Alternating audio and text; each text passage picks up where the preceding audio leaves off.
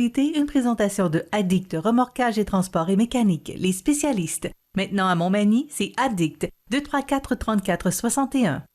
Addict Remorquage et Transport, des professionnels qui peuvent vous aider dans une situation d'enlisement ou simple remorquage. Grâce à ses équipements de haute performance, Addict, c'est aussi le service de transport de tout genre et de mécanique. Maintenant à Montmagny, c'est Addict Remorquage et Transport au 234-3461.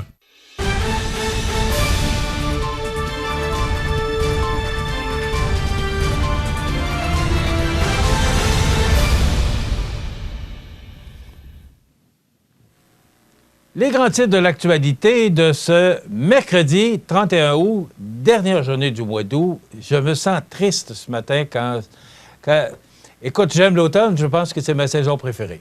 Mais de dire que là, quand tu débutes le mois de septembre, bien là, on embarque dans la programmation. La rentrée, là, Jonathan Renier l'a dit tantôt, la rentrée scolaire, la rentrée de programmation de télévision, la rentrée... c'est la rentrée, et là, ben, c'est l'automne. Puis l'automne, ben, ça annonce qu'on s'en va vers la saison froide.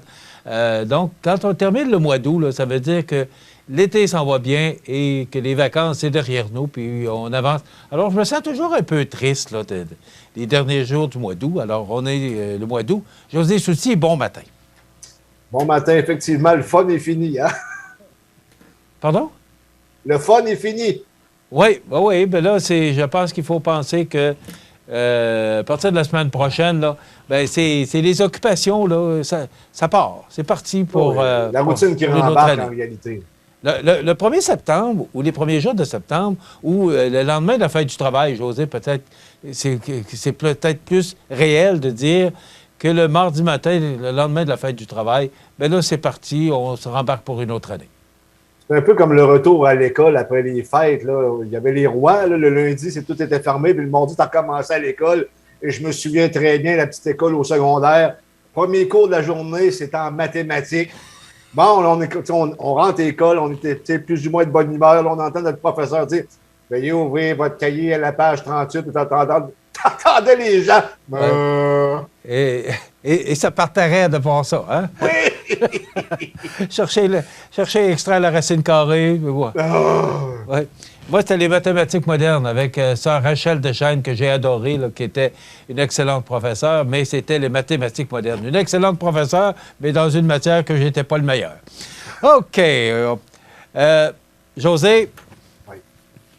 Le grand titre du Journal de Québec ce matin, je ne sais pas si les médias ont décidé de tirer sur Mme Andelade, là, ou de faire le procès ou l'analyse. En tout cas, pauvre Mme Andelade, déjà qu'elle a toutes sortes de difficultés à affronter. D'abord, moins d'argent que les autres partis pour démarrer sa campagne ou faire sa campagne électorale. Manque de candidats. On a parlé hier dans le Saguenay, là, ils n'ont pas encore de candidats. À certains endroits, François Beaulieu qui s'est retiré pour des raisons professionnelles. Et là, elle est obligée de prendre des gens, des stratèges du parti pour, je vais le dire respectueusement, là, boucher les trous. Là, pour, exact. C'est exactement ça. Oui. Alors, on regarde ça. Elle était à Montmagny hier. On était là, c'est Marie-Ève Lamonde là, qui a couvert l'événement parce que c'était le lancement en même temps là, de Frédéric Poulain, là, à un autre endroit de Montmagny. José, est-ce que comment je dirais ça, est-ce que les journalistes ont décidé de taper sur la tête de Mme Andelade? Est-ce que c'est comme ça que je dois le prendre ou ça va si mal qu'on le dit? Ça va si mal qu'on le dit, Michel, parce que ce que les médias nationaux rapportent, je l'ai vécu hier et nous l'avons vécu collectivement avec le Parti libéral localement. Tu sais, Michel, il fut un temps jadis que le Parti libéral, ça fait pas si longtemps que ça, là, était la meilleure machine politique de la Fédération canadienne et de loin. Tu avais les meilleurs stratèges, tu avais énormément de moyens.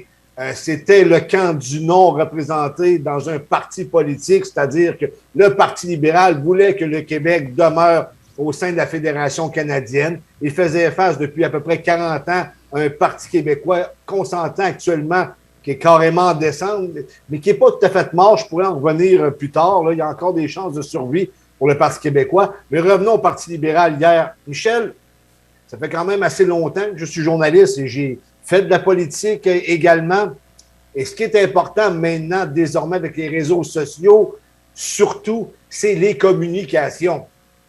Hier, j'ai su que la chef du Parti libéral venait à Montmagny par l'entremise de mon patron Michel Montminy, qui l'avait entendu à la télévision, et l'invitation, je ne l'ai jamais reçue. C'est Maxime Paradis du Placoteux, mon collègue dans l'Est, qui m'a envoyé la convocation, qui l'a envoyé également à Loi-Blanche. Ça, c'est d'un. Deuxièmement, l'activité ou la visite de Dominique Anglade à 3h, 3h30 au jardin communautaire de Montmagny a été annulée en raison d'un possible risque d'orage, de sorte que même là, on ne l'a pas su. Ensuite de ça, on ne l'a pas su non plus. La rencontre qui devait avoir lieu à 17h30 au pavillon communautaire à Montmagny a été devancée d'une heure, donc à 16h30, et on ne l'a pas su non plus. Encore là, c'est Maxime Paradis qui m'a appelé pour me dire que ce n'était pas à 17h30, mais bien à 16h30.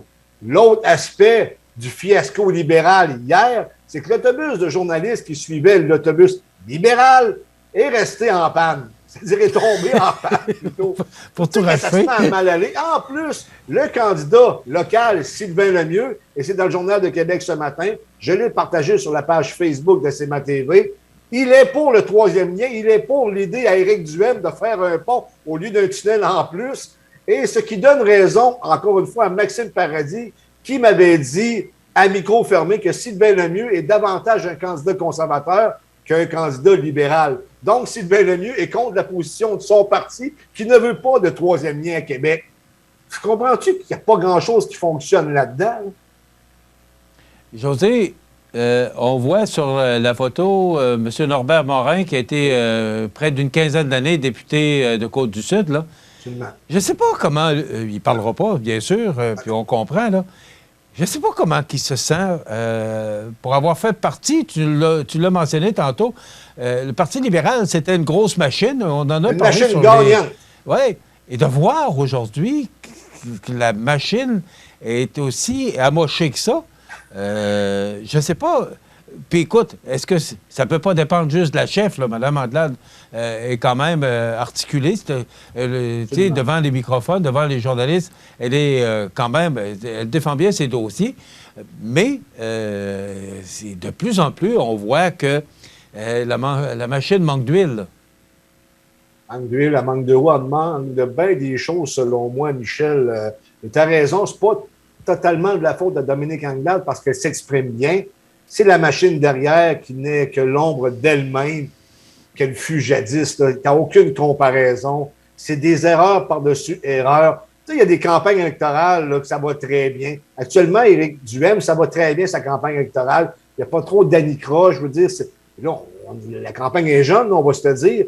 Et souviens-toi, Michel, en 1993, à la première campagne électorale du Bloc québécois, je veux dire, c'était Lucien Bouchard qui était le chef à l'époque. Je veux dire, quand tout va bien, là, à un moment donné, tu arrives, tu vois Lucien Bouchard, il s'en va dans un terrain de golf, il n'a jamais joué au golf de sa vie, fait son premier coup, un trou d'un coup, tu sais, je veux dire, tout va bien, là. Tu dis n'importe quoi, ça colle pas, puis tu as une ambiance fébrile partout, tandis que là, les libéraux, là, juste l'image qu'on a vue dans le Journal de Québec de l'autobus des médias qui est en panne sur l'autoroute 20, ça démontre quoi en réalité? Je veux dire, c'est très symbolique. Ça démontre que même les médias, le peuple, ne sont pas intéressés par la campagne libérale, puisque l'autobus des médias nationaux tombe en panne. Ça te donne-tu une idée du symbole que ça envoie? Non, ça va pas très bien. Écoute, je ne sais pas si on va... Parce que je l'ai mentionné en début, là, les stratèges, certains stratèges, il y a une dame qui s'est présentée, et je ne sais pas le nombre dans quel comté, mais dans la région de Québec, là, je pense que c'est pour remplacer François Beaulieu qui s'est retiré pour des raisons professionnelles. On a pris une des meilleures, en tout cas selon les analystes là, des réseaux nationaux, on aurait pris une des meilleures stratèges du Parti libéral pour remplacer un des candidats qui a quitté ou encore un comté qui était vide, là, qui était inoccupé. Ça va être à suivre, mais bon, Mme Anglade a quand même une belle personnalité, puis je trouve quand même qu'elle défend bien ses dossiers. Mais si l'équipe ne suit pas en arrière, ben là, On verra bien ce que ça va donner. José, le temps passe très vite et tu assistais hier au lancement de la campagne. Moi, je pensais qu'elle était lancée depuis 3 mois, mais c'était hier officiellement. Là. Frédéric Poulain est sur le terrain, à ce qu'on m'a confirmé depuis le 12 mai. Il a une longueur d'avance actuellement là, sur les autres candidats parce qu'il est sur le terrain depuis quand même un bon bout de temps. Là. Je te dirais, pratiquement dans toutes les sphères de la politique locale, là, Frédéric Poulain a de l'avance. Même dans les pancartes, ils ont posé, selon les organisateurs, 1300 pancartes. Donc, ça fait environ peut-être 650 poteaux au total. C'était les premiers qui ont réussi à placarder le compte au complet de pancartes de Frédéric Poulain et d'Éric Duhaime. Il y a une machine. La machine, elle est très jeune. Il y a de l'expérience. Il y a plutôt de l'expérience autour de la table. On fait juste penser à Mario Quentin, qui est conseiller à Berthier-sur-Mer, qui a déjà été candidat pour le Parti québécois, je pense, en 2009. Louis Soucy, qui a déjà été également une candidate du Parti québécois. Donc, Frédéric Poulain est entouré de gens qui connaissent la politique. Ça, c'est indéniable. Et hier, lorsque j'ai assisté au lancement, il y avait quand même une trentaine de personnes.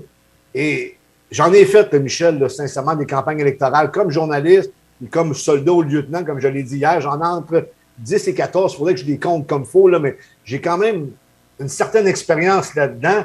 Et j'ai vu Bernard Généreux, j'ai vu François Lapointe, j'ai vu Mario Dumont, et je n'ai jamais vu autant d'énergie, de positivisme, je te dirais de bonne humeur que j'en ai vu hier au lancement de la campagne de Frédéric Poulain. Il y a quelque chose dans l'air, et c'est les militants, là, ils étaient gonflés à bloc.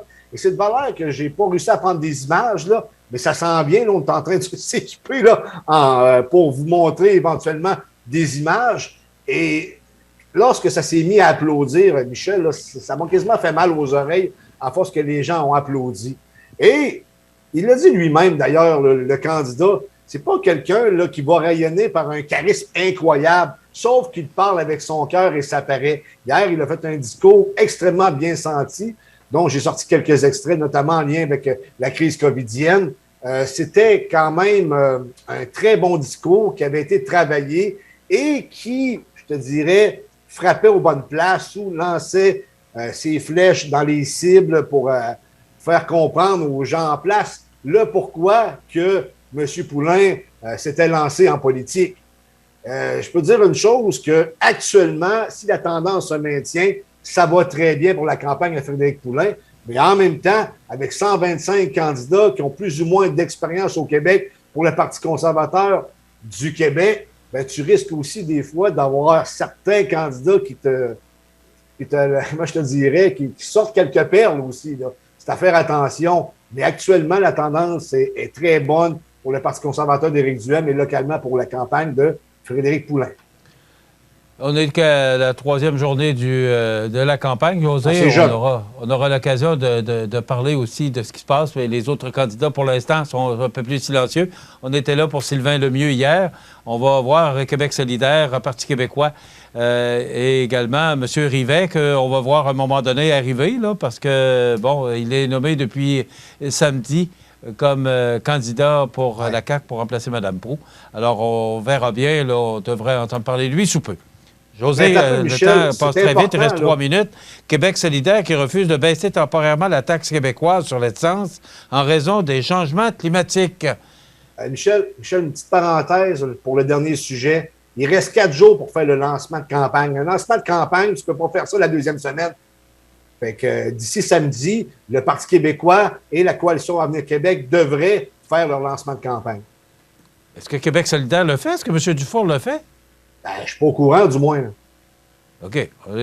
Si on ne le sait pas, on ne peut pas y être, hein? Exact. OK. Que ça. Alors, je disais donc que... Et ça, là, moi, je regarde... Hier, là, j'ai les 2 000 pour les aînés, les baisses d'impôts, Gabriel Nadeau-Dubois qui, lui, disait qu'il veut enlever la taxe québécoise sur de nombreux produits essentiels. Et je voyais hier... le budget ou la dette du Québec est à 192 milliards, qui risque de monter à plus de 200 milliards d'ici quelques années.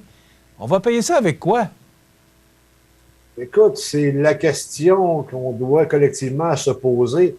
Lorsqu'on entend Gabriel Nadeau-Dubois dire qu'il ne veut pas baisser, ne serait-ce que temporairement, la taxe sur l'essence en raison des changements climatiques, parce qu'il croit tellement que la planète est sur le bord d'une catastrophe, que remettre de l'argent dans les poches des citoyens, c'est pas la bonne façon en baissant les taxes ou en suspendant les taxes temporairement sur l'essence.